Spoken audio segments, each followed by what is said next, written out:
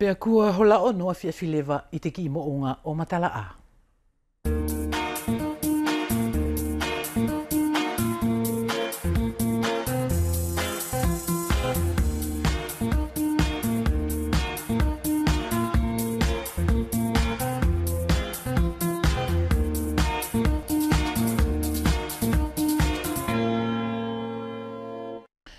Pea kei whakahoho atu pe ka inga I te uwhilongoi ne e whela ke whakahoko I Karetonia.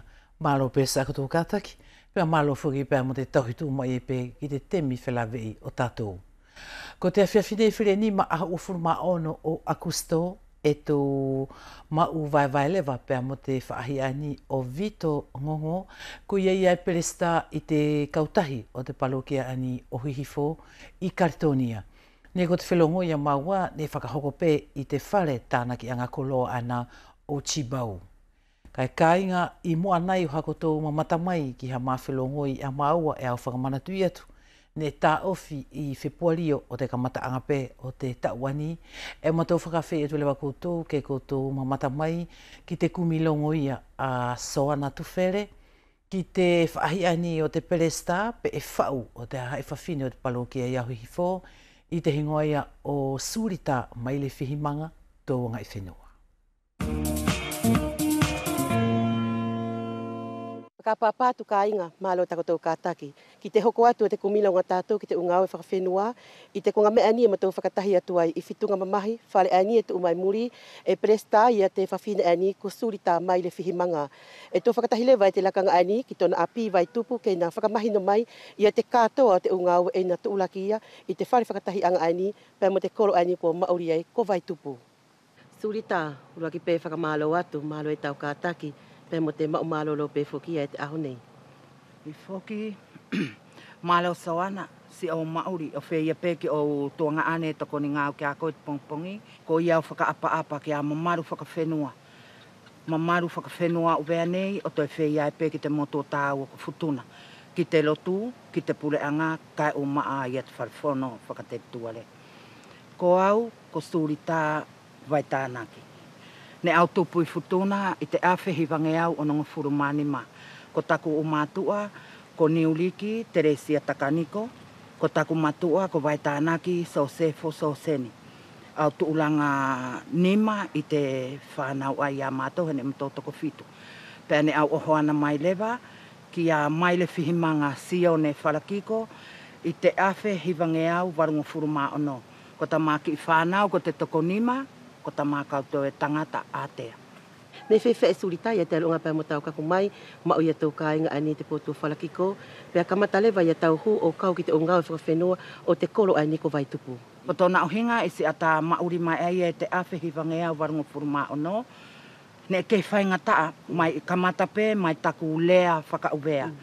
I te temi la ani, I te hau ai te temi, kua o mahino ki te u whakahua whakahihifo, mo te u lea whakauvea, pēa u uiwhene pēa au honga nāne ko te u lea ani ne e whai temi ai ke iau kamata mai ai toku mauri, ka ui pēa ko ne u lea pē ia elele.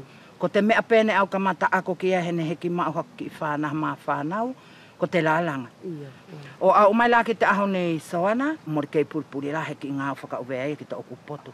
Kam kamata mai e pē tau hu o kau ki te unga whakawhenua, te kolo ani ko vai tupu, mahino whakila ko te temi ani, hange pē ko tau tuku mai, mori kei puri he ngā whakaovea ki a koe, pē ko ke kau whuki ki a nātou ani, e whau o tokoni ki te potu ani o te pule kolo ia heu. Ia.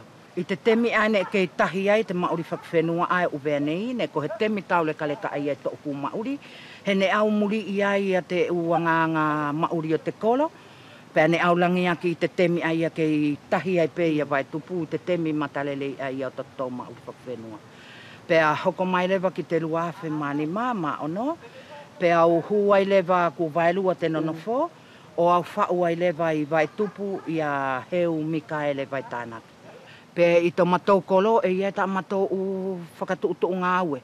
He ia te uki I whawhine ia mahani nā ua te mauri artisana, hange lako te ki I whawhine ani ko Otile Whate, ko Ivoni Kanuto, ko nā ua aia nā ako I a mātou ai ko te kau whawhine, mai a nātou ke whine mui ki a mātou ani, ki te unga ue whakaaktisana. Na ko te lakanga la ani tapalalawa i sulita, mahino ke langi ai pe ia he unga o e whakawhenua te kolo ani utwai tupu ke koe tō lorotonga tuula ke koe pe mo te kahai whawhine whakatahi tu umau pe mo koe. Iyo. Te temi ai te konfine mo ia mahina ai e toru ne nofo mapunupunu. Kai mo tau ngā ue pe o mo tau api, o whakamomori pe ia ki te uwhawhine la ani ne au ia tu kia koe, ko i voni pea mo otile. Pea ia mua la te to'o te mapunupunu, ne e mo tau olo ele wao whaiwhaitaki ia ta matau ki teu, he ko teu he hong furumalua. E olo tu la mātou, ko te tui pe ia te kau whawhine o te ukonga, ko toka lele pe ta ana ua teu i mai ia te whahinga pāki, o te sisi, o whea ki te kahoa, ki te pale, ki te uvesa, mea puri.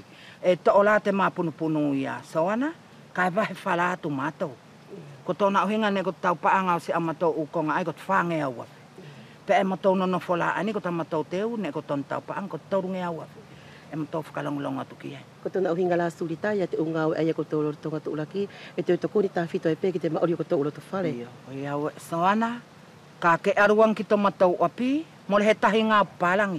Ko ia alang tupu ai te whelongo i lele i o toku kolo o taku kapapine, e ia matou whae whakawhenua ko te sisiria pātea, ko te oti o te vaitānaki, kua lete whuki nā aua.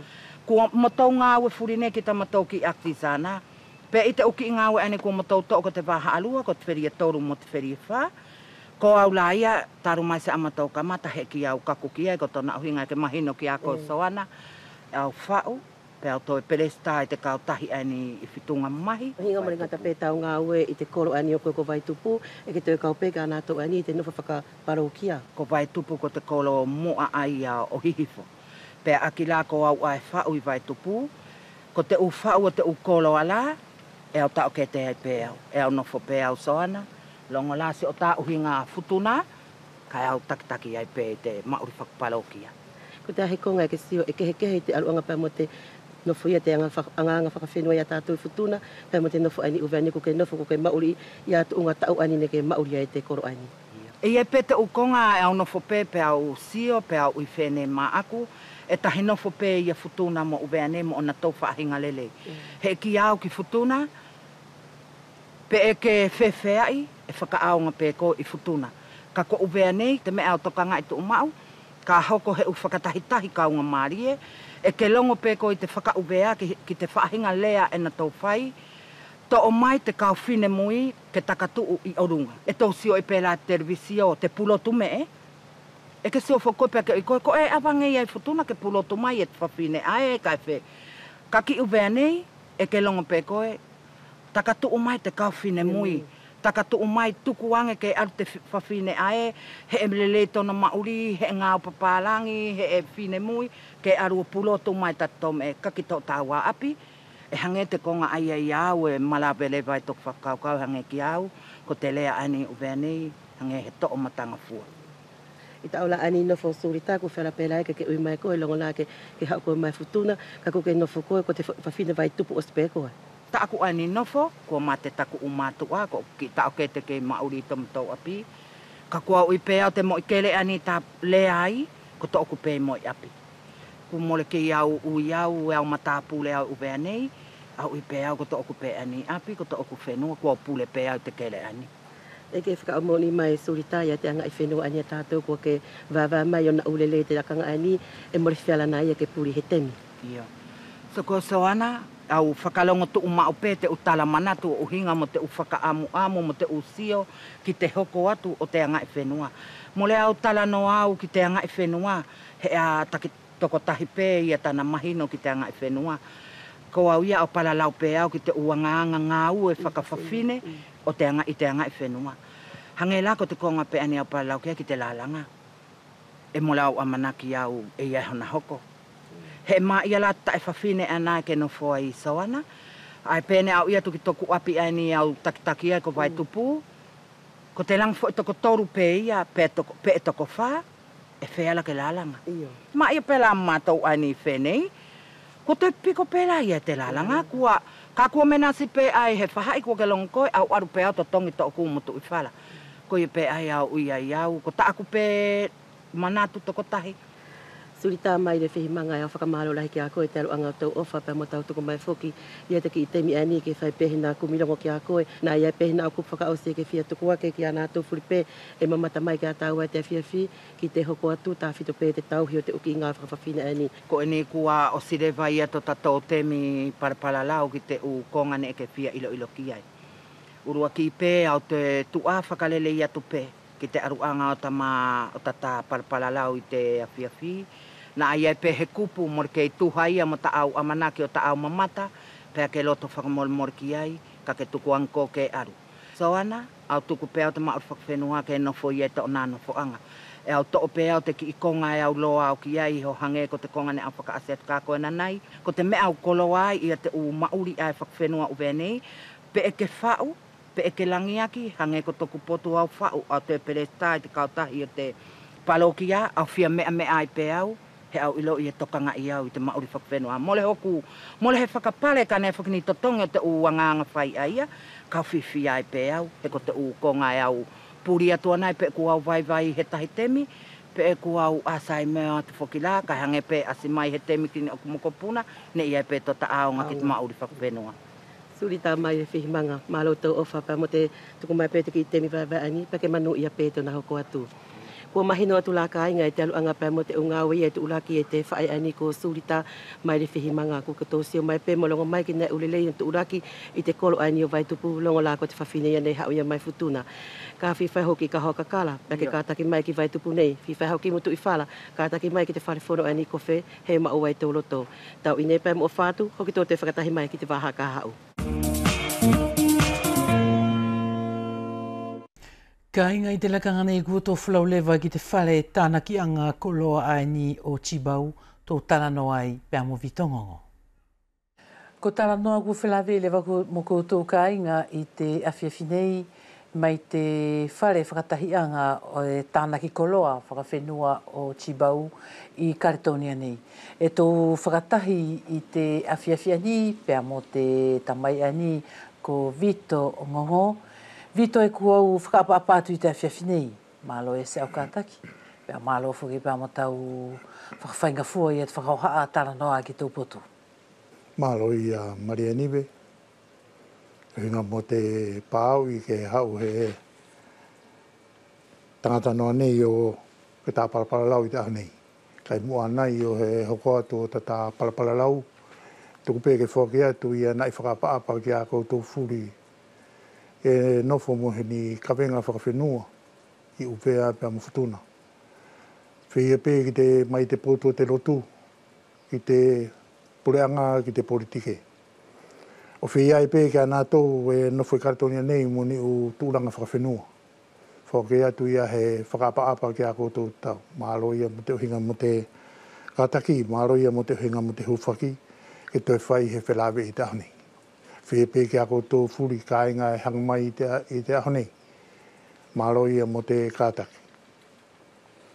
E whenala Vito ia moa nai o he hoku atu te aloanga pēr mo te whia ilo ai a Taranoa i te uhinga i au koe. O au ko Ngongo Vito. Ko taku tamai ko so vite. Ko taku whae ko Maria Vaisio a Mautamakia. Ne au tūpu i tahang whurumatoru o Februari o i te hawhewangeo ni mga furu. Ko te matoki whamiri ne matotoko hongo furu. O mama te toko whāka e mauri tokono. Ne au ako peau i hifo, peau aru ako i Maraitori, peau hau ako i Lano. O ngata pe te 5e, peau liriulewa o surveillant i Maraitori. O ngāo mo pātere sopita. O kako ki te awhiwangea o nunga whrumahiwa, peau mawailewa ki parokia. O waru peau whaitu ki ngāo i te aviation civil.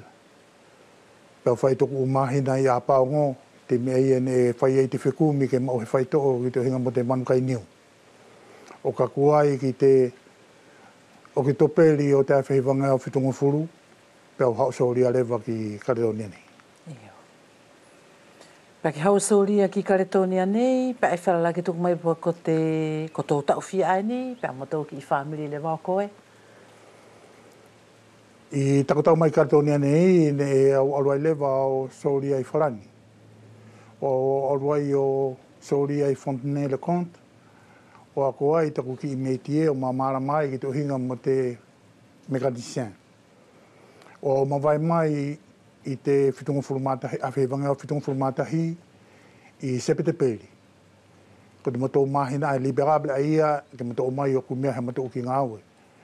O aho whitu o ki tō peri te a whewanga o whitunga whurumatahi, ne uruai lewa o ngāwe matou ki laprasi te wharemekansia e te o te nikele i tō Niombo. O au ngāwe ai, o tau whitu wailu. Pea whitu a whewanga o whitunga whurumahiwa, pea au kore rewa kau hake o ngāwe he lameni. Pea tuku mai ko mao tuku laparasi te lameni ani poko i wailu. O aru o ngāwe ai. Kai te whitu a whewanga o whitunga whurumatoru, ne e mawailewa te ki Ohana. Au maharu ko he milakuro ne e hoko. O au Ohana ki whawhine mai a kaka. Ko te tahinei a Ana Maria Soviano. Pene e wawae e Hamai Puino. Pea mo ana ka whuanga. O mautamaki toko wha. Pea kua mati toko tahi ne ko tama utahe ne lua. Pea mo tama mahanga tangata. Ane muri. Pene mati te lewa sa maa tahi tama o te mahanga i te awhi hiwangau hongo fulmano. Lua awhi hongo fulmano. Pea kua maki moko puna e hongo fulu. O e mariani wei asi i Maori pea mo te ki whamiri asi i tangata nei. I tau mai lewa ai ki Karetonia i te tukutuku mai a koe ko te wharapeke tō lau ko te utau awhihiwangi au whitungu furu o ka matai lewa i a tō Maori ne whewhea i a tau whenua mai ki te whenua whikaani e tā paralau ai Karetonia. E au tau mai he potu whaingataka ka te anu i a pewhori ka te tō mai e te tuanga ane heni.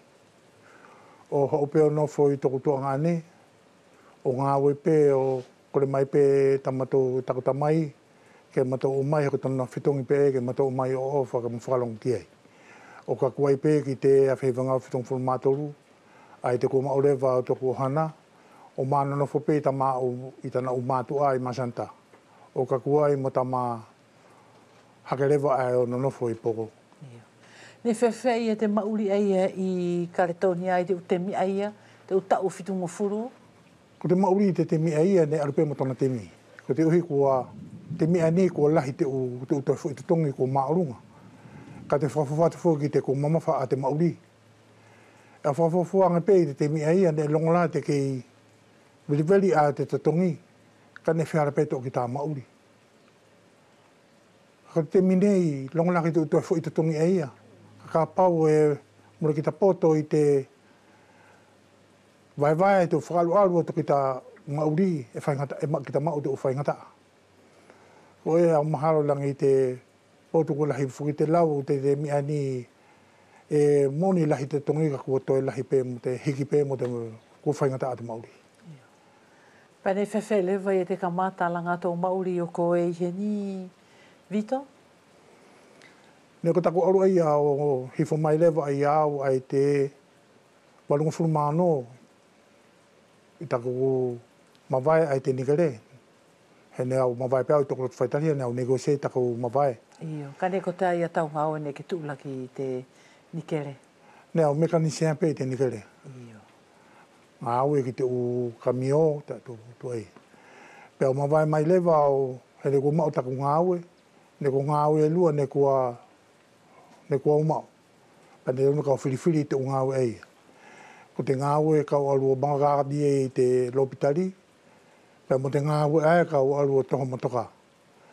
Pea ne e takotua ni ae te alu whetohoa ki te umahaki. Te hau whukilau te whaia ki te Toho Motoka. O alu tu pēo te toho mai te hae lawewea mo te u hae aku mamate mai te usi uloto motoka. Ta ua furu. Tako ngāwe e. I he temi pe i te aho mo te pouri. He temi pe e hokoa he tūtāmaki.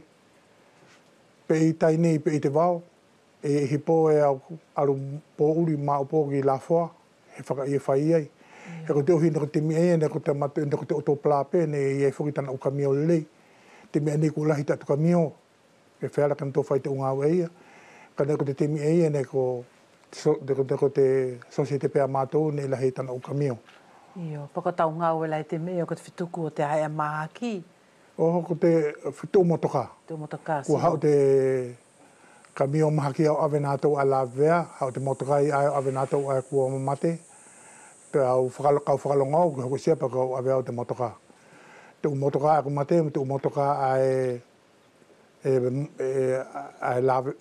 tūtāmaki. Ko e la se saku ngā ue, pe au te whaifoki ki te vau. Kai ni liunga e tonu ke awe ki te vau, pa ko he u trakteur e tonu ke awe ki te he konga mea pe i karitonia nei. Nea unofo tau hufurumani mai taku ngā teni ke le, tau fitu wailua i taku nofo ai wailu, ne ngata pe taku sio i pone reiwa, ne he kaku taku sio ki pandemie. Tau hufurumani mai taku nofo i numea nei, he kau sio i ate. Ne huka ho ngāwe i toto plapa si karitonia nei taku furi, uhi pēko te ngāwe. Uhi te ngāwe. E mahino mai vito ne ke ngā ue i Wailu, ko te atau ngā ua koe ne ke whai ai, ne whai e tō mauri i te whenua ai, i te koro ai atu i te wao? Ko te takunofo ai i te wao, te hui au nea ulele ia taku mauri i te wao, ne hange au sio ko taku mauri pe e nea mārama ki ai uvea. Ne mo nea mahani au i te mauri atai nei, nea mahani pe au i te mauri i te uvea. Pe e angalele i anga pe te haha ia a te wao. Ka kita atu pe ki tau anga whakapapa mona ki a nātou, pe nito whakapapa i pe ki nātou ia kita. Te upotu ia ni hoko, ko te uhinga pe o tatou haha i te lahi whao pe o tatou neke nekea. Lahi whao pe o tatou mone whakapapa ki a nātou te api. Kuni pe la kalu he matapure o neke nekea i api. Pe ko to e tau mamahi ki ai. Ako e te pakota te tupu o ngai au takita hau neke ai te api ani, te kere ani ka maruho tau api. Tau mita tau whakaapa ki a nātou o nātou te api.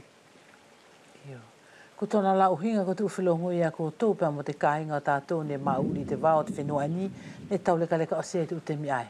Ne tau leka o se ne mo le pehe potu ia i tamatou nonofo ai ai pōgo, ne une toko kovi mo nātou o te whenua. Wailu. Ki toku mauri toko tahi o ku, e au aru o ngelu, pe hoa mo te ukika, pe au ianga nātou te o singawe, ke o mai o hanto uika. Tau puna mai pe te o mai te uhu, o mai o tuku mai haku ufoi mangisi, o mai tuku mai haku tae mangisi. Pe a kāna te ilo ia hifo mai ki tai nei, pe na te mai ka o tuanga i tona api i Wailu, puna te utoi mai haku tokonaki ka hifo mai moi. Ko i la te mauri a oku pe mo te uhaha i a te o te whenua. Ni whewhea i ni ko te atau ngā ua koe ne ke tūlaki i Wailu Vito Ngongo? Ne au pe toku taku ngā ua, ne au mamara mai ai sauria, ai ko te mekanisien pe, ke te whai te entretien o te atu kamio, te atu pere, te atu mea. E ke toi ngā whukoi te la meni ai ai? Te la meni. Iyo, ne kaunga maari, ka uvea ne mauri ai? Ne o tau tuke ai ne mukua lava ki lewa. Kua lawa ki lewa i nātou. O whakahaua ia mo te māpunu lewa. A te lamini pe a vai lewa te hai, alu nātou ne e rete. Pai nuko te temi whuki eia ne kua whakaaware vai te nikere, te harika vai te nikere, ke whai he u depart negosie. Ne ko te nātou tanu tō mawai ai te nikere. O la he lasi i mawai mai, ai kai ona whatokotahe pe lewa. O te walu i te toko kovi, ai te walu ngofuru mawha. Mtaka pena funa whatokotahi uta. I Wailu? I Wailu. O whai whainga e pe fuki ia te alunga e pa mo tau ia ngā ue? O whai e pe taku ngā ue. O ka hoko pe te mia ai tonu kawhi mai ai, pau telefoni ki te kau saratamu, pe awa te ala, pe au hifo mai. Pe ka hoko toku te mihake, pe mutaka kau i tainei au, pa whakaamua ke pupunu ia nātou te uara, ke tupo e hakuna fo i tainei. Ko e la se ko mauri te mia ai. Ne whainga fua pe, pa mo tau ki i whamiri o koe, tau whelongoi pa mo tau hoa, mo tau ki i whanau? Ne lei o se peia. Ka e pe te mia ne pe tahi te mi longo pe la toko kovi ka hake pe mo toko ki family ki uta. Am to no foi poro pe as pa hi fo mai toko mai nato. Ka hake o ngau. E mahino mai foki Vito Ngongo e ke te presta foki te kautahi ani o te hahai o te parokia ni o hifo. E wherala ke whakahamai poko te ai te unga au e ke whaingai e koe pe ko te ufakatu utui e ke whaingai e koe i tō uhinga presta i te kautahi ani te parokia o hifo. Maro i Maria Niwe.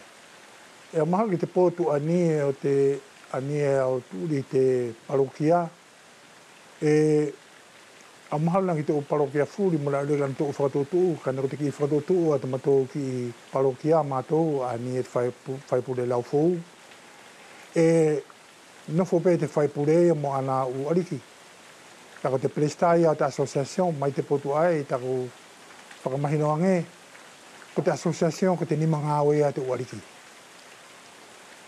ne whaingata ai te kamata e te mone whamahino aki ka ne whaipe tana whamahino pe ko te uhinga ko te potu ki whalala aki he ko te uhi te mahania e loto pe te whaipure ka te pure e pe iam me furi ka ne tako whamahino ange rewa ke nofo pe ia tona uhinga whaipure ko te uhi ki tako whakaukau morao matai le i morao kaunga ia he ariki kena whaito e ia i tuni mga aue anila e au to'o au mo tāku association ko he pōtu ko whai e whonoa i e whaipure mo te parokia pe ko te a he pōtu e tonu ke whakahoko he tonu ke whara ke tonu ke kumi pe tuku mai ki te presta a te presta ia e kua ia i tāna ki pilo tāna tō whakatoto te opotu furi ko tokare lei pe alu te presta o tukuanga ki te whaipure mo te o ariki ko e te ngā ua ko tuku mai ko e tona whahinga whakatoto ko tō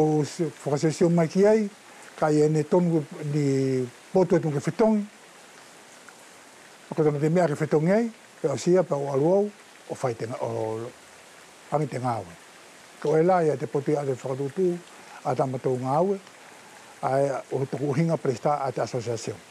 E kaunga maari e te kautahi ani e ke presta ki ai Vito Ngongo? Kailo a Maria Niwe, mo rea ngā te loi, e ko te ohi ki te kaunga maari e a te parokia e aria e tai whai. Kai mo rea uruwhifuri atu i a kongfuri, kai ko te potu re rea ngā pētona kamata mā maari e.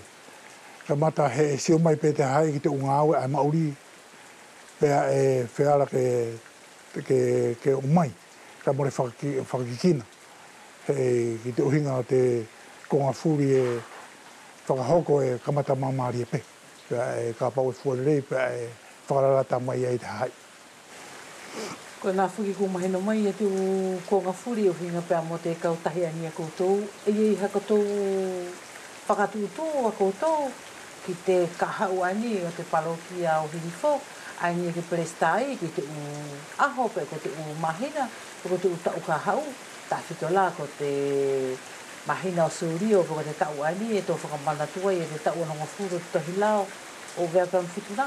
Ko iei te o sioki ai, pea mora o hato nei he ko te uhia ko te potuia ko te whaipurea mo anari ki te potu ai. Ka koe i pe te teu e kua whai ki te uhinga mo te whahai ai.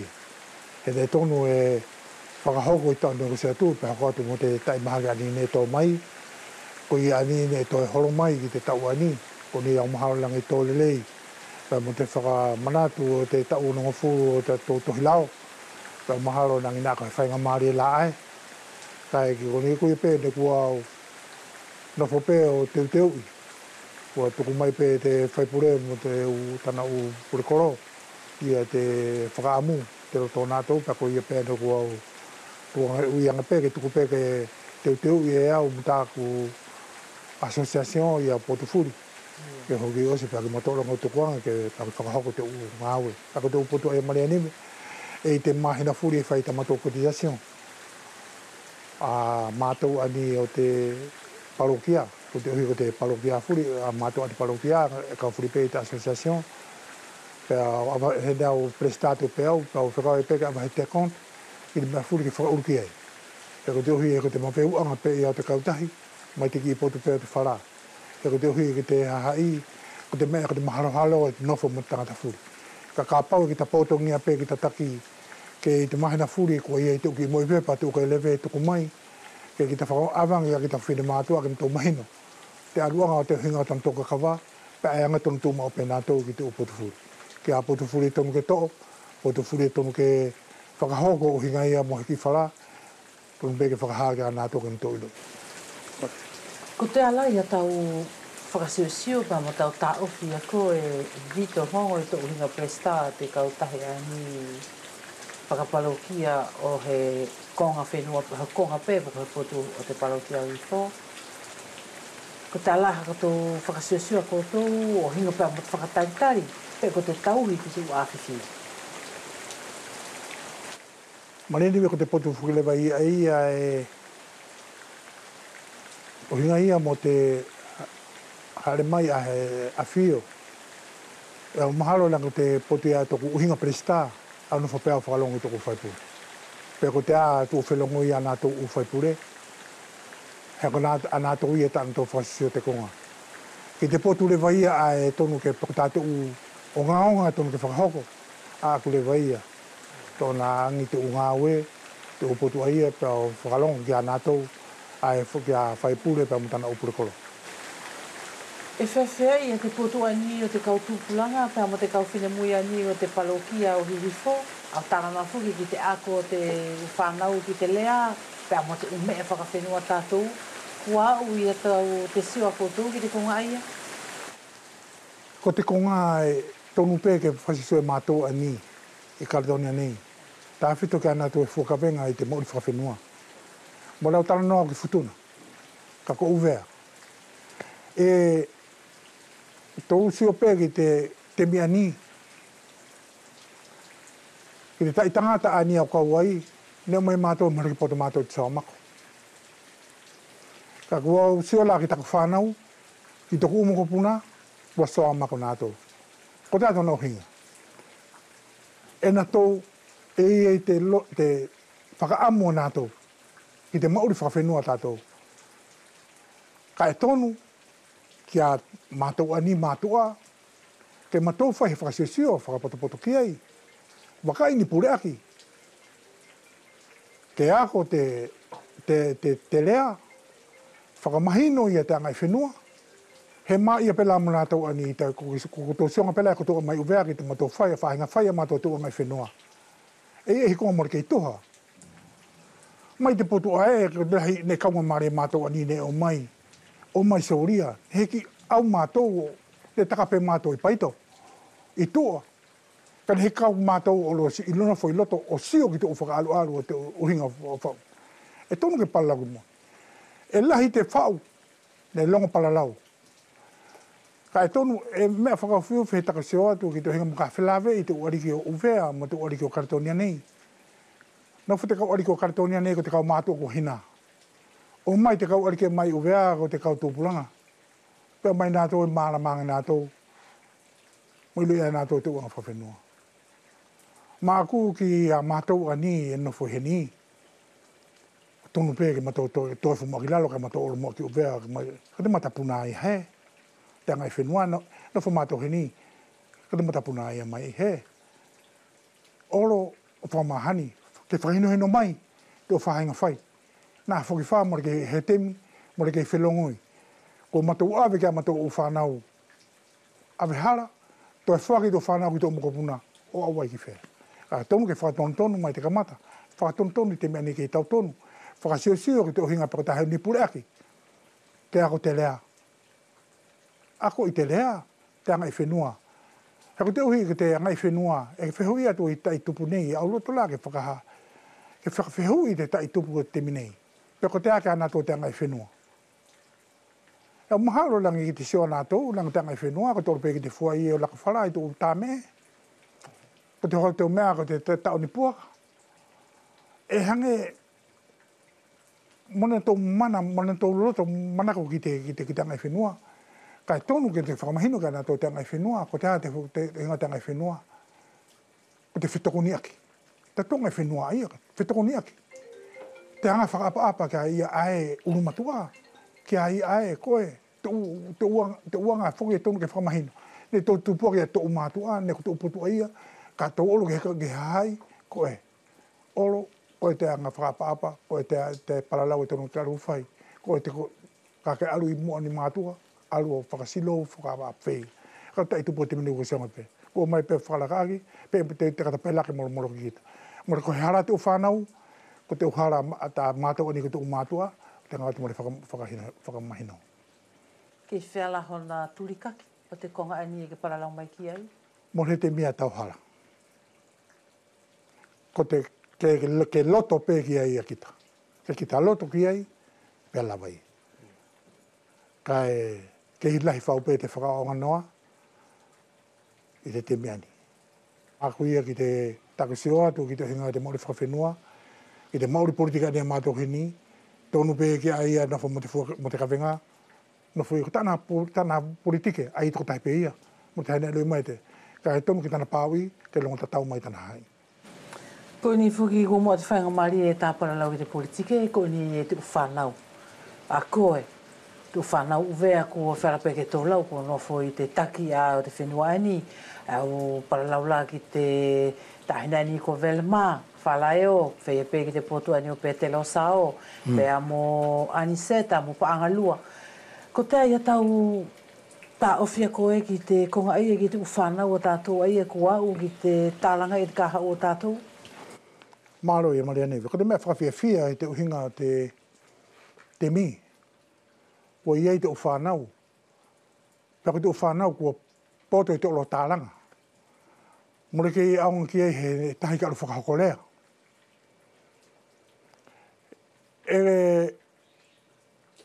Ko te potu ani te politike, au mahalo ko anila te potu ani kua langa i mai e te whanau.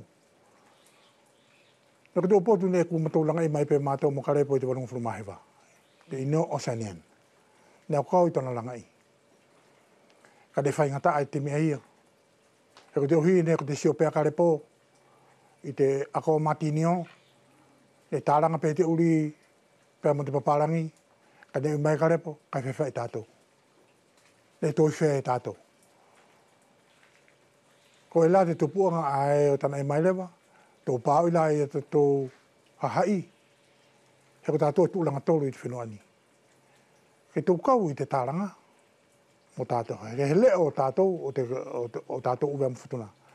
Kai nei whai atu Maria Neve te mea ia, nei whaingata au pito. Whaingata a ko te mi marohi ai au lafleo. Ne kua hangai pe lafleo ia ko atua i te whenuani. Pea mo te lau mai pe te kau mātua atana tau tuania. Pea o lai te kau uri he pea mātou he wharaha mātou avanga he letere tau nātou. Pe whara ke mato awanga heu ape o tanto o whanau, mahana to ungau, ko e la. Ko e la ia te upotu ne mato whelawe i moia, ko ni ia te u taitupu ania mato o whanau. Ko me whawhiawhia ko na to o mai, ne oro ako. Ua oro ako. Ua oro more ke iko he, ko te paparangi pa ko te uri ana henui mai. Vote te mea ai, whai te mea ai. Ko na iloi pe te potu ana whai, pe na to te tonu, ai tana te potu ai ana ko te sio ai aonga ki tana hai. Ko e takataria tu ki si i peo. Ko te ala ia tau whakasio a koe, pēr mo tau tā ofi, mo tau manatu o hinga pēr mo te puleanga whaitariha? Maro e Maria Neve. Pe ui ke pe hakutua nia ki te puleanga whaitariha, kailo. Ka pau i pureang whaitariha ko te whakaamu ai a te kaunga maari o te whenua. Kua na tō sio kua whewhara pe. Tāna taki tōna whenua. Te ala he tuania ki ei. He ko te uhi ko te potu furi. Ko te potu i ai te pureang whaitariha, te karanga ia nā tō te whenua. Mō te whewhara ia ke au whakawhengai ki ei. He ko te karanga ia nā tō karanga i tō nuia. He ko nā tō ia ne whakapōpura i. Ko nā tō ia ne kahea an tō kere. Tā tō ia ni ne o mai tātou ma tāpure. Na longo I hi whihui ne ui e tuania te nā purang whetaria ke oro ki uvea. Kai loa apito. Mai te potu ae, I nai vil le kos, ne whakamo'o ni ai, e te kau uri, ko te kau kaldos, ko te kau viktima o te historia. Ne mora ko ho'o na tau loto ke na tau omai ki te whenua ani. Ne mai whakapopura nā tau te purang wharani. Ko I la ne whakamo'o ni ai nā tau, e ko tau api he. Tō whea mo tātou ani uvea, hako tō hine I te temi, ne mawai ai te kau na ia, I te purang whaitari hai a Aitoshin. Mawai ai tua I mo ihi mo te kau samane. Kai, ka kito atu whi ngāu lalahi ane e tu umai. Ko tibagi, mo te bagasa I ate. Ne awa apito he hai ngāu. Ko I la ane mai ai tō toka I ki te whenua ani. O toi whakamoni ai mo tātou, e tō kau ko te viktima o te historia. Ko I la ai, I te waru mahiwa ako de no mea. Ne whakamoni ai ko nā tau, ane vote te hiwanga furuma waru, mo ana tau whanau, aro e mon tau moko puna, mta moko li haka kawai, I tau situa ia Kaledonia. Ko e la te poto. Ki au la ia mo lau tu ani au. He ko te uhia, kua api au he, kua whakamoni ai te hai, e au api he, kua situa ia he. Ko te heke mahino ki a tato uvea, e whahinga lua. E te kau uvea, ae, hoko la te vote, ae te whiriwhiri, ae kau whono ki te kongre. Mo le po te furi te hai. Ko te kau situa ia e pei, ae vote. Whiriwhiri. Pea ka vote ile ma te presida a te Republika, vote I a te pite, vote I a te u mea ae o te u municipalite, vote furi te hai. Ko te atang tupuanga, Hene tala ngai te kauri, ka pau ko te whakangafua pei aia ke vote te hae furi, pēne tōku kaunga tāmakitu maua I te nātou. Pea langi ne kane tōku mpureaki, na hako atu he temi, kua whearai, ke na tōtō e nātou pē, tō te pure ang whaitaria. Ko e pē tāku I taria tu si putua. Kua whoki atu lewa ia heu whakamalo ke he mai te mounga ni o matalaa ki si I whaahi ani o koe vitongongo I te aluanga pēr mo te whakawhainga fua te kore. Ki te hoko atu lewa ne ko te ahu o furuma fitu o suri o te tau lua whehong furuma tahi, ne e whiri whaiwai e te koro ani o tātou ko ngahi I te malailahi I Sangatsoane. Pēr ne e paila te lewa I te mako e te waiwai anga ani ko Muni Poese Muriakaka.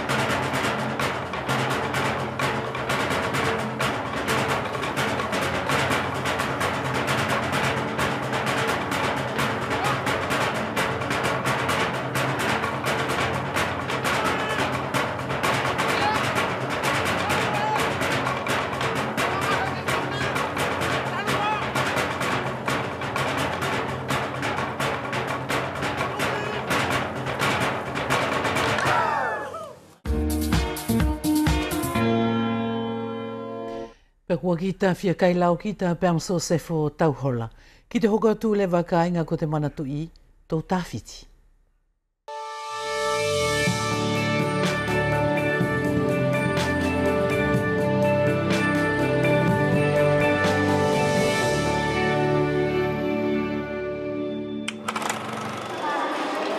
Pour la seconde fois, le club pongiste de Ahoua a réussi à rassembler l'élite territoriale de tennis de table. Cela confirme son aptitude à organiser des rencontres pour une discipline encore mal connue sur le territoire. Plus d'une trentaine de joueurs, débutants et confirmés, venant des 4 coins de l'île, ont ainsi concouru dans 3 catégories, cadets, juniors et seniors, chacun ayant pu disputer au moins 3 matchs.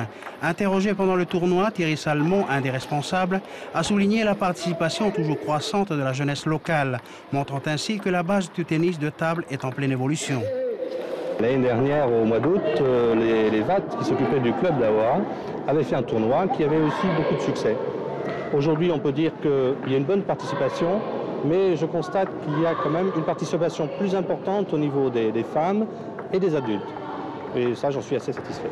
Il existe dans tous les villages des falais phonaux et une table de ping-pong ne coûte pas cher. Je pense que ça serait bien que les chefs de village puissent s'équiper en une table de ping-pong de fabrication artisanale qui ne coûte pas très cher pour que les jeunes, lorsqu'il pleut, puissent s'entraîner et jouer au ping-pong, qui est un sport qui peut devenir aussi un loisir et qui peut devenir aussi un sport olympique, voire déboucher aussi sur une participation aux Jeux du Pacifique. Au niveau des résultats, bon comportement des joueurs confirmés. Les vainqueurs des tableaux juniors et seniors n'ont guère été inquiétés en finale, contrairement à celle des dames qui s'est soldée sur un score très serré, 22-20 et 26-24. Chacune des 2 finalistes a su avec sang-froid sauver des balles de 7. À noter aussi que ce tournoi a permis à bon nombre de joueurs de faire leurs premières armes dans une compétition territoriale. Je pense que si des jeunes sont intéressés par le tennis de table, qui est le sport, le ping-pong étant le loisir, on pourra présenter, je ne serai plus là bien sûr dans 4 ans, mais il y a un professeur qui est à un très bon niveau, Philippe Joly, qui malheureusement ne peut pas jouer aujourd'hui, et moi-même qui pouvons entraîner des jeunes au club d'Ahoua dans un premier temps, pour que dans 4 ans, nous puissions avoir des Wallis qui doivent présenter des représentants aux Jeux du Pacifique. Et aujourd'hui, le niveau est bon quand même. Alors le niveau des jeunes est intéressant, mais il faut persévérer, il faut surtout beaucoup s'entraîner, comme tous les sports. Dans le tableau des classements dames, la victoire est revenue à Liliane Niuliki devant Denise Philippe, Xaviela Mailehako et Lolesia Faupala. Chez les juniors garçons, Florent Fenaroli s'est imposé devant Ludovic Hoaro, Mathieu Puixarbe et Fortuné Seouvea. Enfin, chez les messieurs, la finale a tenu toutes ses promesses. Thierry Salmon l'emporte face à Thierry Agostini, Bernard Lambert et Bernard Kialiki. Après félicitations, les vainqueurs ont été récompensés.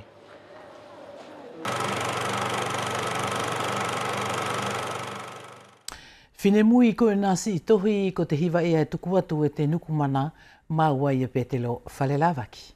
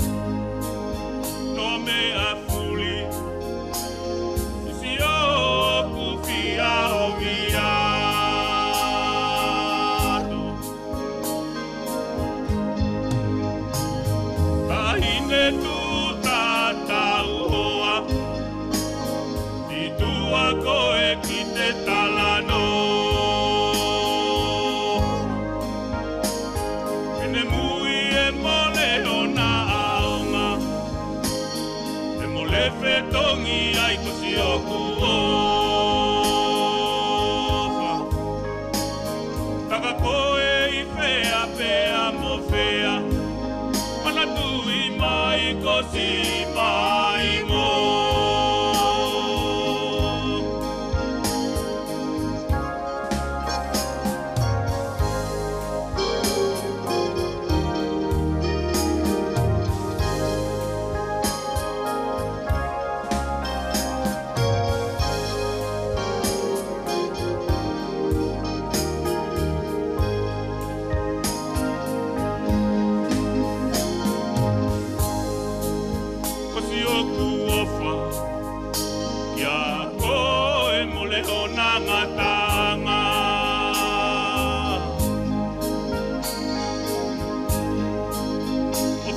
waila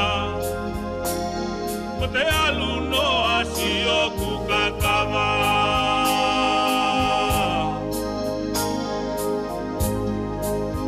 o toku vai o toko mia u whakaofa ofa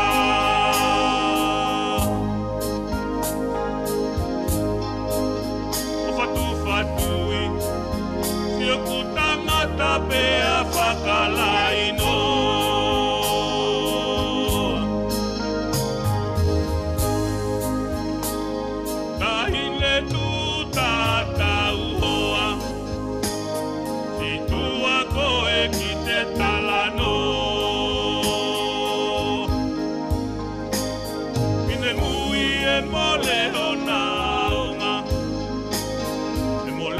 Tongi ai kusi oku o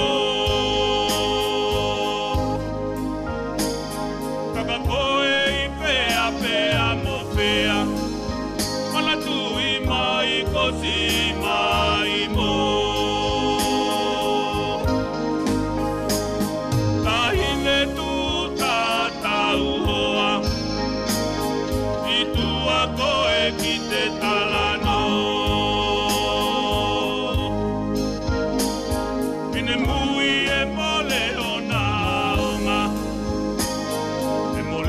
Tongi ai kusi oku o Kaka koe I pea pea mo pea Mana tui mai kosi mai mo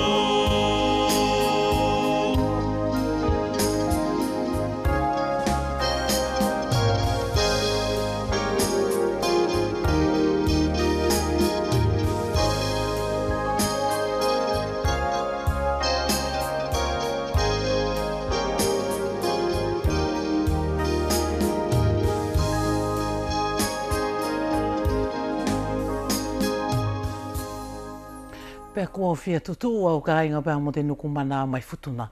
Hoki tau whakatahe pompo.